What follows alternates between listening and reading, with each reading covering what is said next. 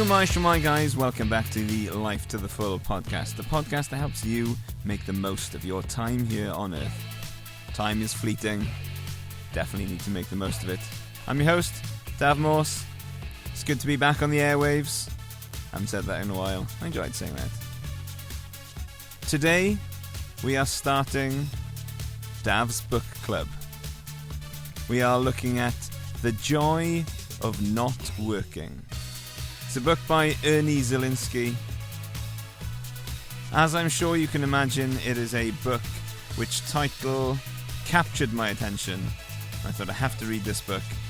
And now I'm here to share my thoughts on the book with you. What do I think of the joy of not working? In the introduction to the book, Ernie Zelinski has these words for us. By choice or by chance, all of us, sooner or later, will have to learn how to utilize and enjoy leisure time. No doubt, what we do with our spare time will determine the quality of our lives. Leisure is the ultimate goal for many people throughout the world. Most people aren't prepared for handling unlimited leisure time. So how can we find the joy of not working? Most of us spend time thinking about how much better life would be if we didn't have to work so much. When I was a student teacher, I was only just graduated from university, training to be a teacher. I used to travel to work from Canterbury to Broadstairs in East Kent with an Irish girl called Michelle. Hear we, Michelle, if you're listening. And we used to travel past an airport, and every day we would have the same conversation. If we weren't going to work today, where would we go? If we skived off work today, we could pop to the airport, we could fly to Barcelona, maybe have some tapas, maybe a little bit of lunch, maybe a trip to the Gaudi Museum, and then back in time for dinner tonight. Or we could fly to Dublin, grab ourselves a pint of Guinness maybe, and then still make it back for the end of the day. Every day we thought about what it would be like not to work. As someone who gave up working as a teacher and now call myself semi-retired, despite doing so in my late 30s, I know the challenges that come with having so much time to pursue whatever you want. It's easy to feel lost or directionless. In fact, many people go to work to distract themselves from these feelings of lostness. Designing a life where work is optional and using your time well is one of my core values. So I jumped at the opportunity to read this book and see how much of Zelinski's thoughts line up with mine. The key point of the book is find joy and fulfillment outside of work. We can face two dangerous pitfalls in life. One is we focus so much on work, we neglect hobbies and relationships. Second is we spend so much time at work that we don't enjoy, almost always out of necessity. We don't have time or headspace to pursue our interests outside of work. It may sound like Zelinski is saying that all work is bad. That's something people have erroneously said about me. But as you go through the book, he talks about using work as a tool to enjoy not working. You can find purpose in your work and still use it to pursue purpose outside of work, so that work doesn't become the thing that defines you and leaves you lost when work eventually does come to an end. Take steps to decrease work time and increase leisure time. Most of us would love to spend a little bit less time at work and spend a little bit more time baking bread, or learning languages, or golfing, or playing tennis, or meeting friends for coffee, or writing a book, or making a podcast. Whatever it is, it might be. We long for more leisure time and less work time. But how many of us are actually taking steps towards designing a life where that is possible? Here on the Life to the Full podcast, I am all about designing life. Designing your life. You are the architect of your life. You get to decide what you want to do. So how many of you are taking steps to decrease work time and increase leisure time? One of the key points here is you have to start thinking creatively. You can't be thinking the same as everybody else, or your lives will be unremarkable and miserable. You need to be creative in your lifestyle choices. You need to be creative in your financial choices, in your work choices. Maybe you live in a van. Maybe you holiday with home exchange. Maybe you work in a high-paying job for 6 months a year so you can take 6 months off. Whatever it might be, you need to start thinking creatively about how you work and how you can get the most out of work and how you can get the most out of life. Here's a little extract from the book. We can change the quality of our lives by changing the context in which we view our circumstances. Two people can be faced with the same situation, such as being fired from a job. While one may view it as a blessing, the other may view it as a curse. The degree to which we are able to change the context of a situation depends on how flexible our thinking is. What's more, it depends on our willingness to challenge our beliefs and values. Unfortunately, most of us don't take the time to question what we are thinking or why we think the way that we do. Indeed, to effect a change in our thinking, we must start thinking for a change. I get it. We must start thinking for a change. Yeah, it's good. By challenging our thinking, we welcome fresh perspectives and new values to replace outmoded ones. For example, challenging the way that we think about work can help us develop a healthy attitude towards leisure. Our resistance to changing our beliefs and values fosters erroneous, incomplete, or outdated perceptions of the world. Structured thinking also suppresses most of the creativity that we had as children. Unless we learn to think differently, our creativity remains dormant, and our perceptions of the world suppress our enjoyment of life. Creativity is something I never thought I was blessed with. When I was a child, I considered myself mathematical and not at all creative because I couldn't draw. I didn't really enjoy writing, and mathematics isn't that creative, or so I thought. By being exposed to books and podcasts, I started to think creatively about how I wanted to live my lifestyle. And if you would like to find joy of not working, I would encourage you to start thinking creatively about your life. Chapter 3 is provocatively titled, "The Morality of Work is the Morality of Slaves." Most people aren't able to correctly value work. They overvalue work and undervalue leisure. In our modern world, we place such a high value on being busy and working. Many of us have forgotten how to do leisure. It hasn't always been like this. The ancient Greeks, Plato and Aristotle used to value leisure higher than working. Working at an unpleasant job when it's necessary for survival is rational. Working at an unpleasant job when one is financially well off and doesn't have to work is irrational. It's also the case that working hard doesn't automatically equate with earning a lot of money. It made me sad to read some of the threads that I saw recently about the state of life in the UK. Someone had posted, "Is £40,000 a good salary in the UK?" And the responses were full of people who were working so hard, working doing manual labour, working doing 2 jobs, 3 jobs, and still struggling financially. If this is the situation for you, I'd encourage you to start thinking creatively about the way that you earn an income, because simply working harder isn't going to cut it.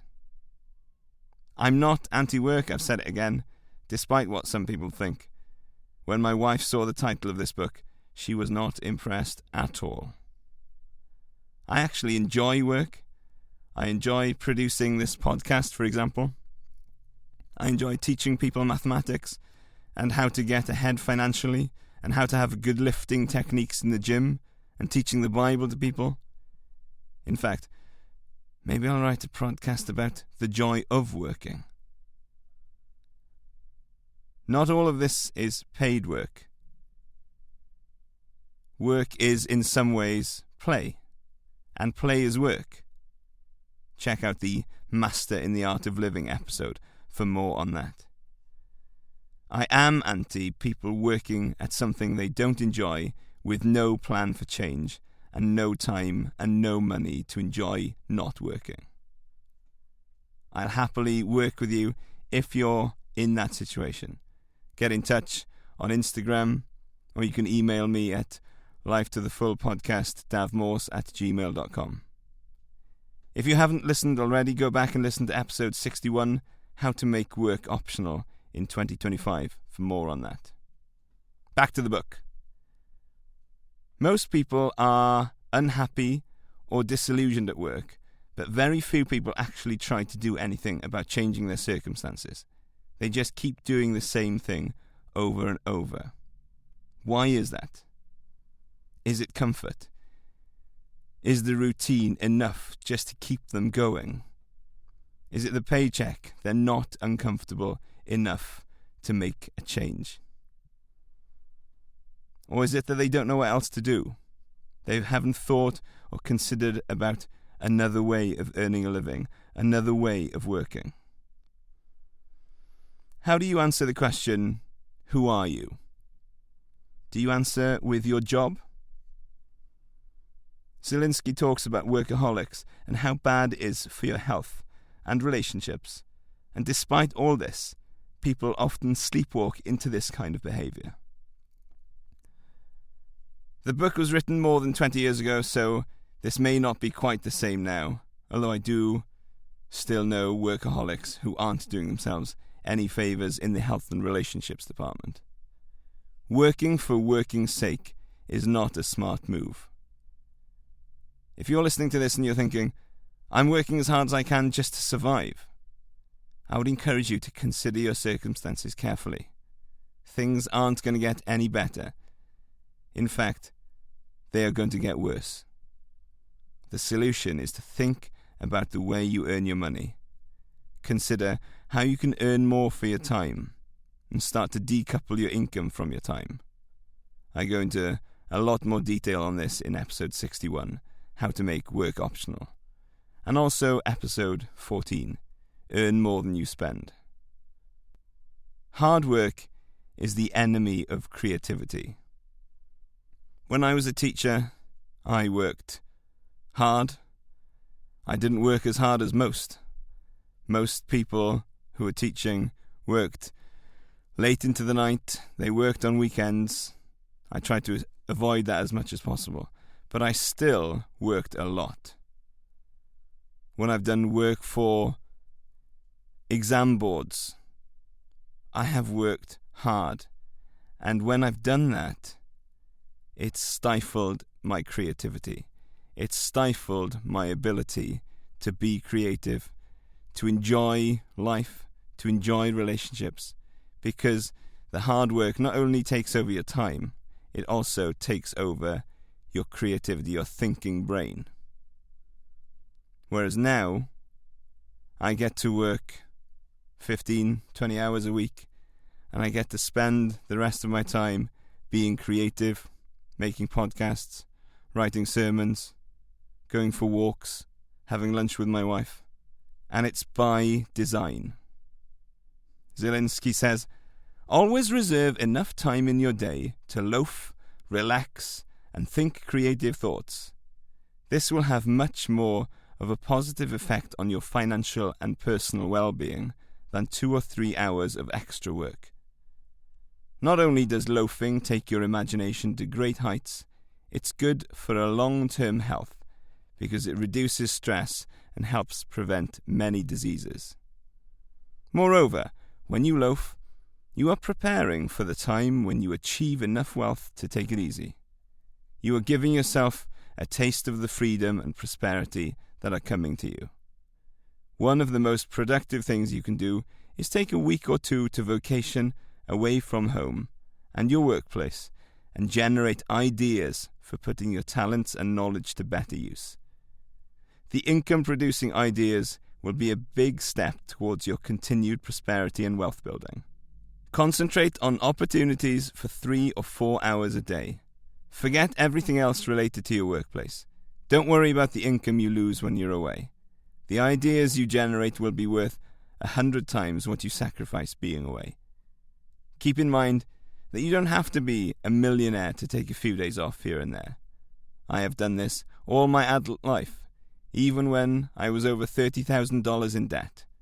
Taking time off hasn't prevented me from getting out of debt and creating some wealth for myself. In fact, my creative loafing has helped me to better evaluate my ability and potential so that I could find an occupation that suited my desired lifestyle. Consequently, today, I don't have to succumb to the frenzied, stressed-out lives that most people in Western nations lead. Balancing your wheel of life. In Chapter 4, Zelinski introduces the idea of a wheel of life. So imagine a wheel with 6 sections to it. Some of them may sound familiar.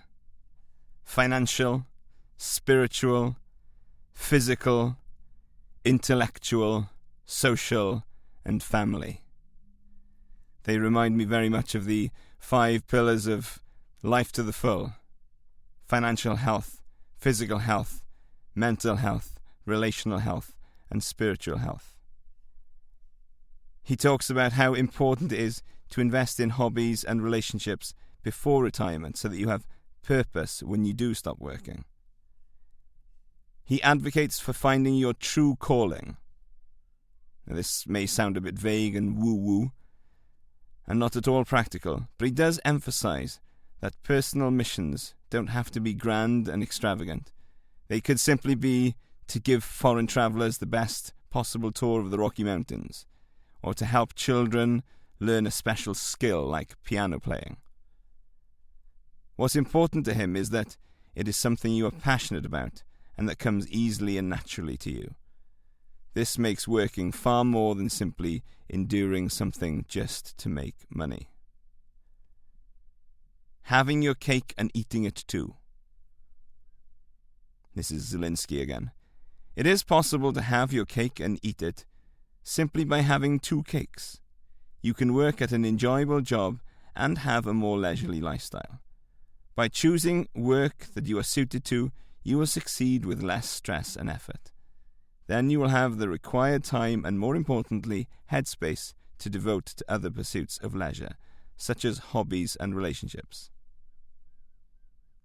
Make it a goal to work less than the average member of society. I've told this story on the podcast before, but because I've got a few new listeners recently, hello to you, and hello to my German listeners. Guten Tag. I'll share it again. When I was 18, I went on a surfing lads' holiday to Newquay in Cornwall after my A-levels, and I met this group of electricians. And they would work as electricians, self-employed. They would work until they had enough money to go surfing, and then they would take time off and surf until the money ran out, and then went back to their job until they had enough money to surf again, and repeat.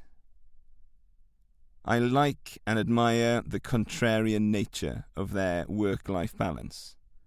Most people don't think like this. The challenge of too much time. According to Zelinski, one of the challenges that not working presents is knowing what to do with your time. The 3 things a job gives you are structure, purpose, and a sense of community. When you don't have a job to go to, addressing these 3 needs is important. In my experience of quitting my job and having essentially all the time that I want, I still didn't have enough time to do all of the things that I wanted to do. So I needed to create a structure which included some limitations and something that was going to make a difference to more than just me. Hence this podcast and helping people to enjoy the joy of not working. One of the key elements, which you will have picked up on, keeps coming round, of cultivating a joy of not working, is cultivating creativity. Creativity in how we use our time, but also how we earn our income. If we don't want to, or if we're not in the position to give up paid work completely.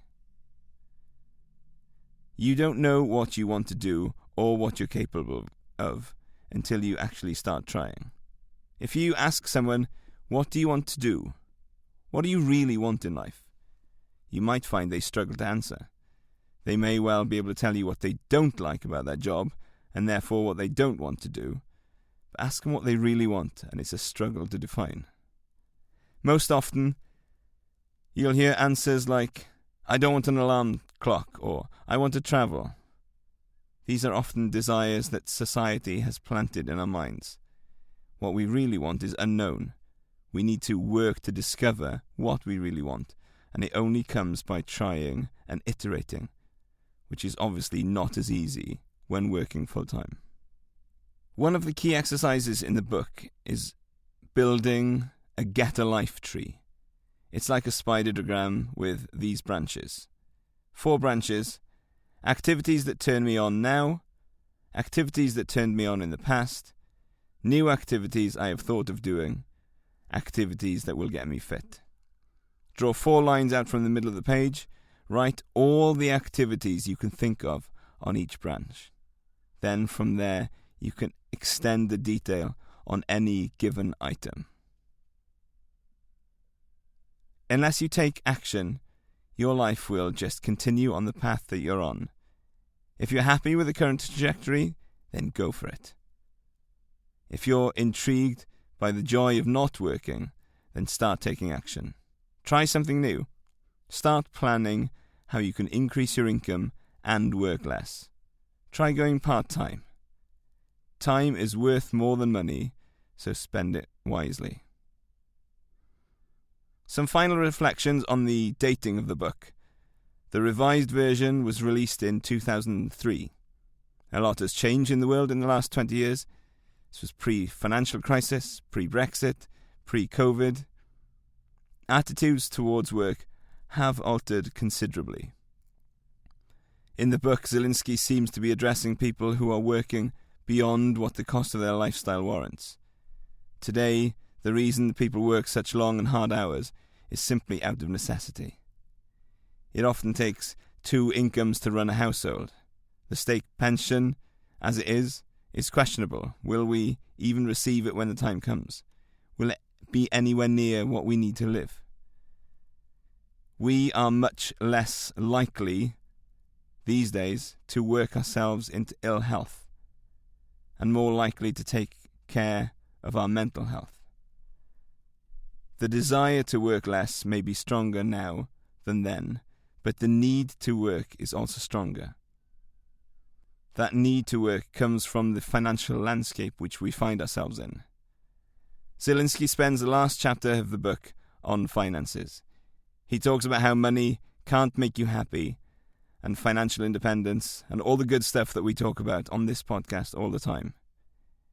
If you haven't listened already, go back and listen to episodes 12, 13 and 14, starting with We're All Playing the Money Game, whether we realise it or not. And it'll dive into all sorts of ways of thinking, techniques, strategies for making finances a non-question when it comes to the joy of not working. Go on. Go and listen now. I promise you'll have a good time. Peace out.